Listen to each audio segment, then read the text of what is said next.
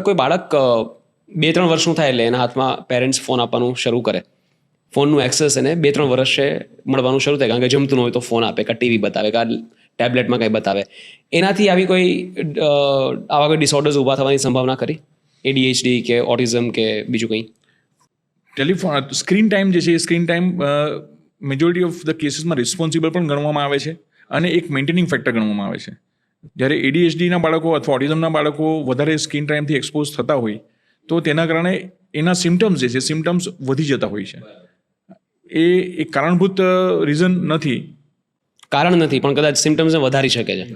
બરાબર છે. મેં ઘણા બધા વિડીયોઝ જોયા છે ડૉક્ટર, કે બાળકને ફોન ન આપો એટલે બાળક ચીસ કરે, વસ્તુઓ તોડી નાખે, વાયલન્ટ થઈ જાય, અટેક પણ કરે.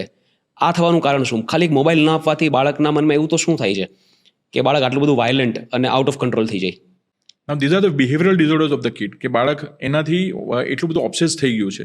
તો ઓબ્સેસ થવાના કારણે પછી એના ઇમોશન્સ જે છે કંટ્રોલ નથી કરી શકતું, અને ત્યાર પછી આ રીતના બિહેવિયર એને પામવા માટે એ વસ્તુની એની એડિક્શન જે થાય છે, અને ફોન એડિક્શન તમને ખ્યાલ હોય તો અત્યારે ફોનનું એડિક્શન્સ ઓછા કરવાના સેન્ટર્સ પણ ચાલુ થયા હોય છે.